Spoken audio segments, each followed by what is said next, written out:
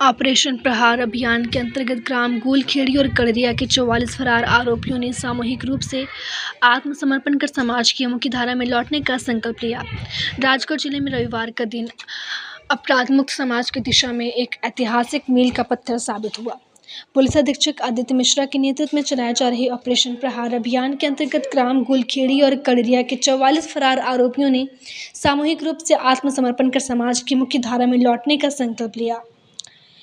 यह आत्मसमर्पण कार्यक्रम बोड़ा थाना क्षेत्र में आयोजित एक विशेष आयोजन के दौरान संपन्न हुआ, जहां अपराधियों ने अपनी पुरानी जीवन शैली को त्याग कर पुनर्वास का मार्ग चुना। इससे पूर्व बोड़ा थाना क्षेत्र में आयोजित 4 दिवसीय पुनर्वास शिविर में भी 22 अपराधियों ने समर्पण किया था।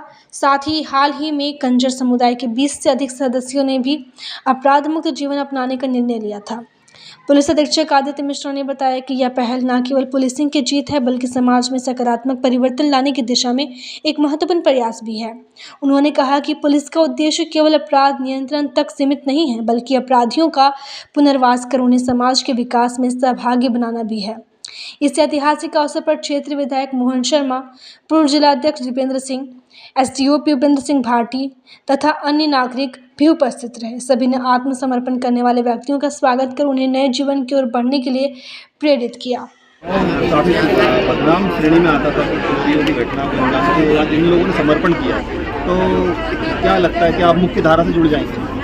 देखिए, मुझे लगता है कि जब मैंने पहली बार राजगढ़ जिले को ज्वाइन किया था तो बड़ी एक अनोखी चीज़ पता चली थी कि साहब आपके यहाँ के 3 गांव हैं जो शादियों के बड़े फेमस हैं। मुझे लगता है शायद यहाँ कोई भव्य दिव्य शादियाँ होती होंगी, पर पता चला कि ये दूसरी जो भव्य शादियाँ होती हैं उनमें कभी कभी घटनाएं कारित करते हैं और उस चीज़ के लिए शायद पूरे देश में जाने जाते थे। पर पिछले 1 साल से लगातार हम लोग जो 5 स्टेप स्ट्रैटेजी होती है उसके तहत काम कर रहे थे, जिसमें चाहे सर्वेक्षण हो, सर्वेलेंस हो, इंटेलिजेंस कलेक्शन, गिरफ्तारी या अरेस्ट और साथ ही साथ सरेंडर एंड रिहैबिलिटेशन।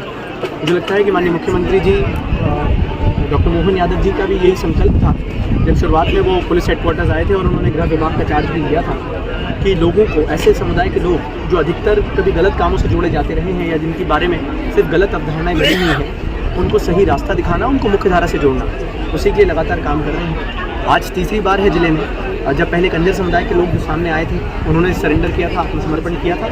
उसके बाद कड़िया और गूलखेड़ी गांव के लोगों ने, करीबन 22 लोगों ने सरेंडर किया था और आज करीबन जब 45 लोग आत्मसमर्पण कर रहे हैं और मुख्यधारा से जुड़ना चाहते हैं, मुझे लगता है तो मैं तो इसको पॉजिटिव साइन के रूप में मानूंगा। और मुझे लगता है कि मैं इसमें कोई संकोच या शंका नहीं करता हूँ कि ये फिर से अभी तो आत्मसमर्पण कर रहे हैं पर पुनः गलत गतिविधियों में लगेंगे। यदि इनको सही रास्ता, सही दिशा और सही मार्गदर्शन मिलेगा, इनको मुख्यधारा से जोड़ने के लिए जो भी कार्यक्रम सरकार चलाती है, चाहे वो वोकेशनल ट्रेनिंग के हों, चाहे एम्प्लॉयमेंट जनरेशन के हों, खेती किसानी से रिलेटेड हो, फार्मिंग से रिलेटेड हो, यदि हम इनको पूरा प्रॉपर सपोर्ट मैकेनिज्म दे पाएंगे तो ये इससे जुड़ेंगे। यहाँ के लोग भले ही चोरी करते हैं पर स्किल्ड हैं। यदि आप इनको थोड़ी सी बेसिक ट्रेनिंग दें और इनको सही चीज़ों से जोड़ने का प्रयास करें तो मुझे पूरी उम्मीद है कि ये लोग मुख्यधारा से जुड़ पाएंगे। और जिस तरह के ये गांव प्रसिद्ध थे, वो एक जो मुझे लगता है कि कलंक के रूप में लोग देखते थे, उसको चेंज होकर यहाँ पर भी लोग पॉजिटिविटी की तरह से देखते थे। गोल्ड ज्वेलरी मिलती नहीं है, तब इसे पता चला कि जब हमने यहाँ के जितने भी, चाहे मन्नापुरम हो, HDFC हो, अन्य जो गोल्ड बैंक्स के खाते थे उनको चेक करना शुरू किया तो बहुत स्वाभाविक सी बात हमें लगी कि करीबन 70% खाते इन गाँव में, जो कि पचोर, चाहे पचोर कस्बा हो, कमर्शियल कस्बा है, आम लोगों के होने चाहिए, परंतु 70% जो गोल्ड लोन के खाते हैं वो अधिकतर कड़िया, गूलखेड़ी और गूलखेड़ी गाँव के लोगों के थे। तो इससे ये बात तो स्पष्ट हुई थी कि ये लोग अपना जो ज्वेलरी और अन्य चीज़ रहती है उनको गोल्ड लोन के खातों में शिफ्ट करते हैं, वहाँ से कैश विड्रॉ करते हैं। तो ये कैश का कोई आपके पास प्रूफ नहीं रहता कि कैश कहाँ से आया है, किस प्रकार से आया है। और एक लूप होल जिसको हम प्लग करा रहे हैं, जिसके लिए हमने RBI को भी पत्राचार किया है और लिखा है और वहाँ से भी संपर्क किया है कि गोल्ड लोन भी जब इशू हो उसमें जो अधिकतम GST पेड बिल हो उसके बिना गोल्ड लोन भी अब इशू नहीं किया जाए। इसमें एक प्रैक्टिकल समस्या ज़रूर आती है कि कई बार पुराना गोल्ड ज्वेलरी रहती है जिसको लोग बोलते हैं कि साहब हमारा पारिवारिक है, पुश्तैनी है, परंतु उसकी भी जांच करने की प्रक्रिया जो है, इसमें लगातार हम लोग RBI से संपर्क में हैं। मुझे लगता है कि जैसे ही इसमें नीतिगत निर्णय में ये चेंज होगा तो जो गोल्ड लोन के खातों का मिसयूज होता है वो भी कम हो जाएगा। सर, कहा जाता था कि यहाँ बच्चों को भी ट्रेनिंग दी जाती थी चोरी की, तो ऐसा भी कुछ था? देखिए, ट्रेनिंग के बारे में तो नहीं पता, परंतु ये बात सही है कि जब भी हमें बाहर कहीं पर गाँव में, चाहे मैं आपको बताऊँ कि अगर ईस्ट में देखें तो आसाम गुवाहाटी की घटनाएं मेरे तक आई हैं, वेस्ट में देखें तो गुजरात में, नॉर्थ में देखें तो उत्तराखंड हिमाचल प्रदेश से पुलिस की हमें फ़ोन आए थे इन घटनाओं के लिए, और साउथ में देखें तो इवन तमिलनाडु में कई क्षेत्रों में, चाहे गुंटूर हो गया या अन्य जो ज़िले हैं वहाँ पर भी आंध्र प्रदेश और क्षेत्रों में इनकी चोरी की घटनाएँ आई थी। पर और अधिकतर फुटेजेस में छोटे बच्चे या छोटे बच्चियाँ जो होते हैं वो हमें दिखे थे कि चोरी करते हैं, परंतु ये भी स्वाभाविक बात है कि भाई छोटा बच्चा अकेला वहाँ नहीं पहुँच सकता है, तो कुछ हैंडलर्स करते होंगे जो इधर पर जाके इस तरह की गतिविधियों में बच्चों को इस्तेमाल करते थे। तो इवेंचुअली क्योंकि काफ़ी लंबे समय से ये चलता था, तो बच्चे भी या अधिकतर लोग भी देख के सोचते होंगे कि यही करना एक हमारे लिए रास्ता है और इससे जीवन यापन कर सकते हैं। पर मुझे लगता है कि अब धीरे धीरे बदलाव आएगा, लोगों में भी ये समझ आई है कि ये गलत चीज़ें करके हमारा जीवन कोई सुखी नहीं हो रहा है, कोई भरोसेमंद चीज़ें हो नहीं रही हैं, और गाँव में भी जो विकास के काम है मुझे लगता है कि इसमें तेज़ी आई है। अवैध शराब और जो स्मैक वगैरह जो बिकती है यहाँ भी इस गांव में जो बताया जाता है, तो उसमें आपका क्या कहना है? नहीं, ये बात सही है कि लगातार हम लोग उसमें निरंतर कार्रवाई कर रहे हैं, चाहे अवैध शराब की बात हो, जुए सट्टे की बात हो। लगातार पिछली बार गोलखेड़ी में हुआ था और लगातार हम लोग उसको चिन्हित करके स्ट्रेटेजिक उन पे, क्योंकि ऐसे अपराध रहते हैं कि इसमें आपको जो मशरू का होता है वो मिलना ज़रूरी है, अदरवाइज़ आप उसको प्रूफ नहीं कर सकते, तो उसको एडमिसिबिलिटी को ध्यान में रखते हुए हम लोग लगातार कार्रवाई कर रहे हैं।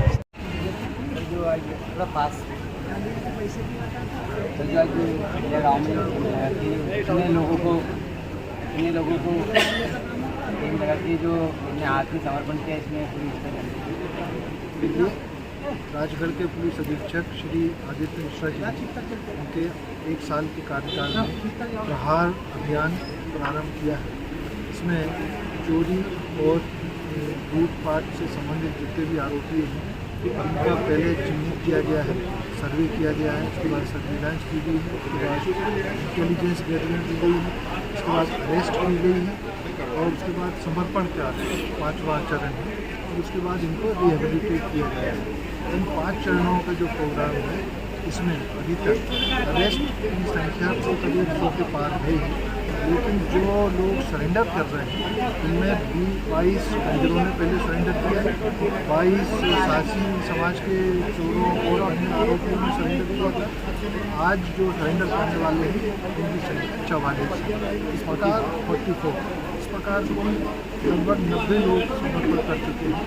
इनके रिहेबिलिटेशन के लिए, पुनर्वास के लिए शासन की जो योजनाएं हैं, इनके स्किल डेवलपमेंट के लिए जो भी कार्यक्रम है उनसे इनको जोड़ा जाएगा। ये जो 44 लोगों ने जो आत्मसमर्पण किया है इनको क्या पुलिस क्या मदद कर पाएगी? पुलिस लोगों ने आगे आके आत्मसमर्पण किया। सबसे पहली मदद तो ये है कि इन लोगों के खिलाफ जो मामले हैं जिस थाने में हैं उन थानों के सभी थानों के प्रकरणों को अदालत में पेश कर दिया जाएगा और इनको यदि आवश्यकता है तो लीगल एड जो शासन की नीति है, हमारी व्यवस्था है कानूनी, उसके अंतर्गत इनको कानूनी सहायता दी जाएगी। दूसरी बात, इनको ये मोटिवेट किया जा रहा है आइंदा से आप अपनी स्लेट क्लीन रखें, अपराध ना करें, इसलिए इनको ट्रेनिंग और रोजगार से जोड़ा जाए। शासन द्वारा जो क्या इनको क्या रोजगार प्रदान किया जाएगा? देखिए, ये तो इंडिविजुअल लेवल पे किस व्यक्ति की कितनी शिक्षा है, उनमें क्या स्किल है, वो क्या कर सकता है, उस सब के पोटेंशियल के आधार पे ये तो एक अलग अलग वो है। तो इसका सबका कोई खेल कूद से जुड़ना चाहता है, कोई स्वामी सत्संग से जुड़ना चाहता है, तो प्राइवेट लेवल पे भी और शासन के लेवल पे भी प्रयास किए जाए। ये लगातार जारी रहेगा कि ये समापन रहेगा?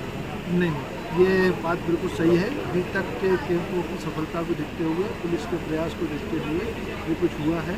उसके बाद जनता में भी एक नए उसका संचार हुआ है। तो हम प्रयास करेंगे, जनता की भी है, हमें उम्मीद है पूरी कि अगली बार के कैंप में और भी लोग सम्मिलित करेंगे।